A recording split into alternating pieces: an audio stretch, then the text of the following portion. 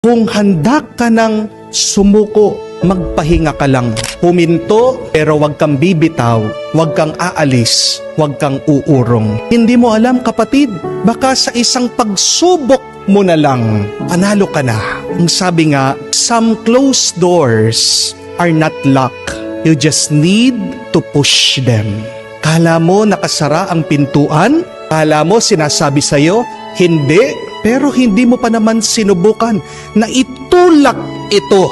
Kung susubukan mo lang, kung gagawin mo lang, kung didiretso ka, hindi pala nakakandado. Oo, sarado, pero kailangan mo lang itulak ito. Not all closed doors are locked.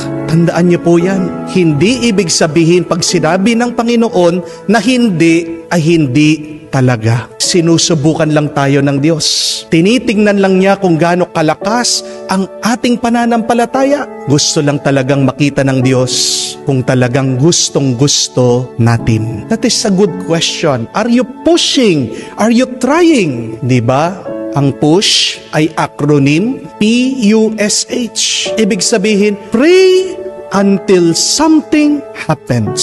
Do you keep on praying? Do you keep on trusting the Lord? Tandaan niyo po, walang nananalo na sumuko.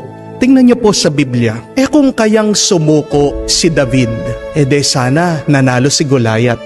Kung sumuko kaya itong si Jose na pinagbili ng kanya mga kapatid, de sana nakakulong pa rin siya doon sa kulungan. Hindi siya naging kanan kamay ng paraon, ng Pharaoh. Kung sumuko si David, hindi siya naging hari. Amen? Kung sumuko itong babae, itong nanay na kung saan nakikiusap na paalisin ng Panginoon ang demonyo na sumapi sa kanyang anak, sana hindi gumaling yung kanyang minamahal. Mga kapatid, pagpasuko ka na, sabihin mo lang sa iyong sarili, one more try, one more try, one more try. Pag nasisiraan ka na ng loob, sabihin mo sa sarili mo, sige pa, sige pa, sige pa. Pag parang ayaw mo na, sabihin mo, push, push, push, pray, pray, pray.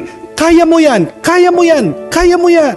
Kasi sometimes in life, you also need to become your coach, your cheerleader, your motivator. Tayo na nga yung nakikidigma, tayo na nga yung nakikilaban, tayo na nga yung nakikipagsapalaran. Pero pag wala sa labas na nagpapalakas sa iyo, nagtutulak sa iyo, sa loob din natin ang banal na Espiritu. Remember that, my dear friends?